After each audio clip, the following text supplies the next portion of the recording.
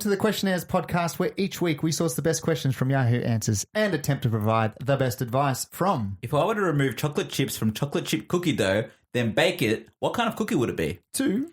Why does saying someone has a future sound optimistic, but saying someone has a past sounds ominous? Ooh, we're here to prove that every question deserves an answer. Joining with me this week, as always, is Marcus. Hello, Tom. And Damien. Gentlemen, it's a pleasure to not only share a podcast with you, but also to share a room with you. Look at us. Look at us in a room. In a room together? With no glass shields in front of us and no screens and no masks, cameras. no nothing, Well, we've got masks. What are you talking about, Marcus? Be cool. Be cool. Are we supposed to have masks visiting people's houses? I feel like Dan said...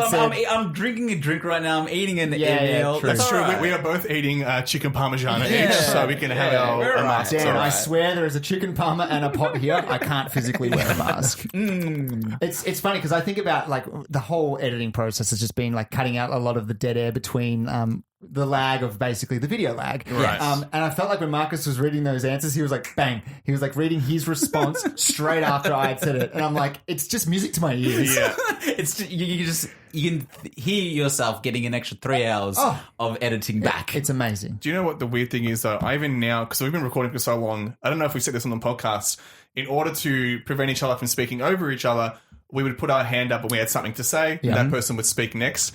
I am feeling the impulse now to lift my hand whenever I want to speak. Yes. I'm going to try and not do that. But also, I think my favorite thing about the hand system was Marcus would do this thing where when he wanted to say something, he would stick his hand in front of the webcam and he would start flapping his fingers. So it would feel like a producer trying to wrap up your Oscar speech. I would feel rushed with my thoughts and be just trying to get out what I have to say, or else Marcus is going to start playing the music where they said the Oscar music going off. Yeah. I had that cue. Don't worry, guys. The funny thing was though, you waving your hand, right? Let's just say Damien's talking. You waving your hand is I just need to see it once. And I'm oh, cool, Marcus has something to say. So it was really just for me, but it affected the person who was talking. Because you're all right, cool, Marcus got something to say, I better do it. And then Marcus will... Look, guys, I'll learn for next time, but hopefully there won't be a next time. Let's not say that, because I feel like this is what happened last time. We were just I said hopefully, fingers crossed. Here we are in person, it's never going to happen again. And then we were down for 10 weeks or something. Yeah. It's long. Yeah, I'm hoping things... stay good for those people who listen who maybe not in Australia. Yeah. Hoping things aren't too bad. Yes. I do want to touch base with you guys, seeing as we are allowed. We've been released out of our cages. What have you guys been up to? Since we've been released, yes. I've been flat out busy. I always want to go back into lockdown. How busy I am. That's why we missed the podcast last week. I feel bad because sometimes we don't update our socials and be like, we're missing an episode this week. But I think because we've kind of been allowed to go out, we're just trying to get as much done as we can. Yeah, and I would assume most people out there, if you are in Australia or if you're in Victoria specifically, you're probably like, no, I'm going to listen to you boys. I've got shit to do. So you probably appreciate us not having an episode at the same time. That's such a cop-out excuse. You don't need us. But it's funny though, because I know one of our listeners, who's one of our good friends, said now that the lockdown has been lifted, he's driving to work more and listening to us more. Right. We need to do double episodes. We need to do double episodes. All I'm saying is this is a free podcast, so you get what you pay for. Sometimes the product does not work as intended. That's true. Just remember the effort that goes into it. It's all effort on our end. But I will say, I think I said when we're once lockdown comes back or once lockdown goes away, sorry, what are you going to do? And I was I really wanted to get Japanese, and you guys were a bit I don't know about that, things, it's raw. You want things cooked and all that sort of stuff. I went to an all-you-can-eat Japanese restaurant, which I know the one. I think I know, is it a franchise? It's a franchise, yeah. I know the one, it is the and way... it was raw food only. It was, right. We don't cook anything, nothing's cooked, but it was the way to do Japanese. Yes. I will say it's the only way you should be eating Japanese is if it just keeps coming out to you. But I've heard that this place actually has, if you don't finish your food, if they bring food out and you don't eat it, you can't just sort of recklessly... They scold you. They're just No, I think they charge you. I think they're just they weigh the plate and they're just all right, 30 grams worth of food, that's 30 cents you must pay us. I've been to places like that as well. It's all you can eat. unless you take advantage. Yeah. Like you can't just order a lobster and have a little bit and be like, I'm famished. Thank you. They will weigh that lobster and they'll charge you for every gram. The best part about that is I always leave plates empty whenever I'll eat, like even if it's a pride buffet, thing though. It's like I'll show them that I can do this. I can finish this plate. That's good to know though, because if I have to like pay an extra 70 cents, I'll just call you and say, Marcus, save me some money. He's the cleaner. The garbage man just comes right through. Yes. That's fitting. Yeah, that's great. No, that's fair. But yeah, so I managed to get that out of the way. You had your Japanese banquet. It felt good. I feel like it's food mostly. Like seeing friends. We actually had a party with friends, which was great. Yep. Love seeing catching up with people. Mm-hmm. That was the best. But going to a pub, getting a pot of beer on tap and a Parma, that was just like, oh, you can't get this at home. Yeah. I have been having all these fancy beers in bottles and all that. Not the same. Yeah, you got to get it on tap. Straight from the tap. Speaking about serving alcohol, what I've been up to, I actually got my RSA, which for those who don't know is your responsible service of alcohol. Yes. Because I plan to open up a questionnaire-themed bar. Beautiful. Because our name is so lucrative. Yeah, exactly. The brand is expanding, guys. Yes. And we only play the podcast and no music. Just the intro song. That's all it plays the whole It's time. just on loop. Yeah. Yes. And it was bizarre because you still can't get it in person, so it was all done online. Oh. And man, holy crap, what an ordeal. Yeah. Because they told me at the start, you watch this video, it's like, it'll take 4 hours, it's a breeze, have a good time, right? Crack a beer once you know how to do it responsibly. Exactly. So I made plans with friends later in the day. I'm like, I'll be done at like 2 o'clock. Yeah. Let's do this, right? It's a goddamn lie. Oh. It is a lie because I'll lay out the whole way the test is done, right? So you don't need to do your RSA. Just listen to this episode. Yeah, this is a spoiler cast for the RSA. So first off, you have to do a bunch of reading, and there's like 7 modules. After every module, you do a quick quiz to make sure you understand what you just read. Cool. You move on, right? So that it makes it seem like that's all you're doing. So I'm like, I'll smash this out in 4 hours. Here's the catch: even if you finish a module and do the quiz. If you haven't spent a minimum of 30 minutes in that module, you cannot progress. Oh. So sometimes a module took me 5 minutes and it's like... You have to wait. I'm sorry, baby, but you have to spend another 25 minutes here. Wait until you're sure. Yeah, exactly. So they couldn't trust that you would like, I've read it. I'm a quick reader. I know what I'm doing. So it's like, you really need to think about that. What? That quiz you just 100%ed. So that was a bad time already. So already I was starting to do the maths. I'm like, hang on, there's 7 modules. Message my friends like, maybe I'll meet you guys at 3 o'clock instead, right? So, okay. I thought I was finally done. I click it, and then all of a sudden, this virtual bar simulator pops up. And it was, as being a video gamer, I was like, this is a good time. Yeah, this is a good time. But it was the fucking easiest video game I've played in my life because the whole thing is like, you are at a bar, you're a bartender, people walk up to you, it's like full motion video, it's real people, and the person will be like, I would like a gin and tonic. And you're like, let me see your ID. You look at it, and then you turn around and it's like, now make a gin and tonic. So it has all these alcohols and soft drinks laid out, and it's like, I don't know, maybe it's the bottle that says gin and the bottle that says tonic. So you have to pick that and make it.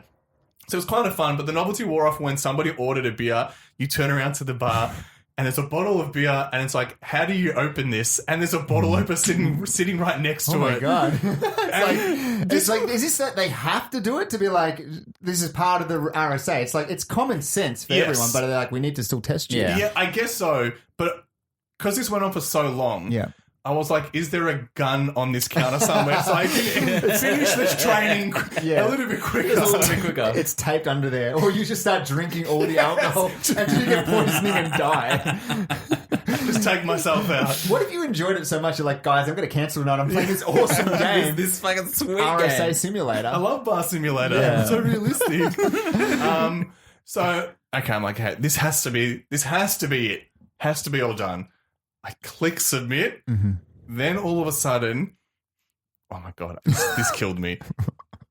I had to do role playing where I had to film 3 different videos of myself being a bartender. Oh my God. But I also had to get somebody involved with me to play the patron that I was serving. Oh no. So there was 3 scenarios. And it's like, in this first scenario, somebody orders a drink. You need to check their ID because they look young.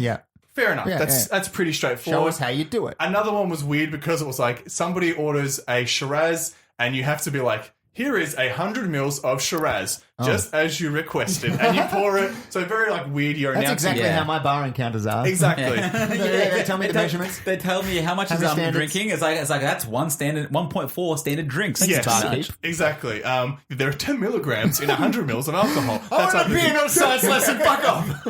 This drink has been spiked for you. Yeah. So and that was thankfully my girlfriend was very game because she had to play the patron every time, and every video was for 40 seconds. But the one that I felt so sorry for her, but to her credit, it was like you are serving somebody who was clearly on drugs and are exhibiting these symptoms. And it's like eyes rolling around their head, excessive chewing, looking around suspiciously, getting aggressive. Yeah. So my poor girlfriend had to really get into character and be like, okay, I am a druggie now type of thing. And to her credit, she was like, yeah, fucking let's do this. Yeah. And to her, I said, I had points that I had to hit to be like, I can't serve you due to these reasons, to basically fit the criteria. And I said to her, you just go off script, I will react to you, right? That's great. She would have had fun with the role. I would say she had too much fun with the role. Her thing, is she comes up like a druggie, all jacked up, and she's like, I have 2 beers, thanks. Yeah. And I'm like, I can't help you, I'm sorry. Yeah. And she's like, I don't know where this came from, but she was like, you'll give me 2 beers or else I'll give you 2 fists to the face. And I was like, oh. So the first time she said that, I cracked up laughing. I'm like, because of you, we have to do another take now. And she's like, this is good though. I'll fail if I laugh. And after that, exactly. I can't get along with the druggie. So I have to say to her, you tell me what you're going to do because I can't, it's a curveball that I can't hit. Yeah.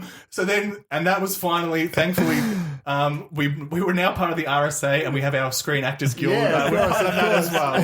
But that was the final step. I now have my RSA. Wow. Thankfully. But we also have an RSA, Tom, and that is a reliable service of advice. Oh, so let's get into it. This man he planned for that. I think. That's right. We're here to give advice, guys, and we're going to give advice from the website Yahoo Answers. We find some questions from that website. We provide advice to those people to try and help them get through these problems. That's how the show works. The other thing we do is we choose a theme for each week to name the question asker, and it's Damien's theme. It's this week. Guy. Yes. So I want you guys to name the question askers after a food you loved as a kid that you now hate as an adult. Can also be a drink, can be a sweet. I don't care. Okay. All right, I've got one in mind. I've really thought about this. Which food did you dirty? Which food? No food has done me dirty as such. I feel like as I've gotten older, my taste buds have actually evolved to eat everything now. I'm like the garbage man, like we spoke about. Yeah, of course. The cleaner. But there's one thing. There's one thing that I really don't like that much. I wouldn't say hate, just don't go for. That I used to love as a kid, which was Coddy's cordial. Oh yeah, cordial. Right. Yeah, Coddy's cordial. I used to love Coddy's that shit. Specifically? Well, that's the sweetest one. Yeah, sorry, Coddy's. Yeah, sorry, Coddy's. We're not getting that sponsorship. We're not getting no sponsorship. Do they still exist? I don't even know anymore. Anyway, Coddy's cordial, and I don't know. I don't know what it was.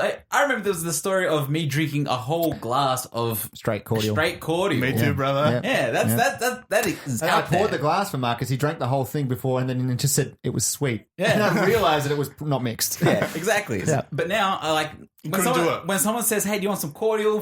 I'll have water. So as a kid, you would drink it, but now you're just like, I've been burned too many times. Not burns, it's just, I just don't want it. I'd rather have water. It's very synthetic. I feel like it's like just sugar water. It feels like you're drinking an experiment. Right. Sugar water. That's exactly what it is. I want to ask you a question, Marcus, because you're a Coke Zero man. Yes. If Coke wasn't so bad for you and had so much sugar, would you be drinking it? Or are you off Coke, like normal Coke as well? Normal Coke's too sweet now. So, okay, so that lines up with the Coddy's thing. All right. I've started to think I've started to feel different about all these no sugar things because I'm like, there's no sugar in it, but I'm like, but what is it? Yeah, why does it still taste like the sugar? But I know what sugar is, right? I know sugar's not good for me, but I don't know what B52 is. Like, what is that? Is it going to be worse for me than sugar? At least I know what sugar is. It makes you grow taller. Why is there a Blink-182 in this? What is this? Look, I don't don't know what it is. We'll find out in 40 years, Tom. We'll find out in 40 years. When my legs just fall off. That is such. I was speaking to someone about this recently. I wonder what the things are going to be in like 100 years when we're dead and gone. Yeah. Where they're like, can you believe people actively drank Coddy's cordial? Yeah, like right. they didn't know they were drinking poison. Plutonium. Because we laugh at like, we don't laugh, but like people in the 60s and stuff were like bathing in asbestos and had like asbestos sandpits. And cigarettes and smoking was like good for you. Yeah, exactly. Toasted. Yeah, for her pleasure. Yeah, exactly. Thanks, John Hamm. I mean, the sugary is already known to be bad for you. I know. We're not breaking new ground, but I do wonder what the things like. What would be turns worse? out podcasting, it's toxic. It makes is bleed at like age 70. Sorry for the listeners out there in the future. Sorry. Anyway, Coddy's cordial, or just cordial. We'll say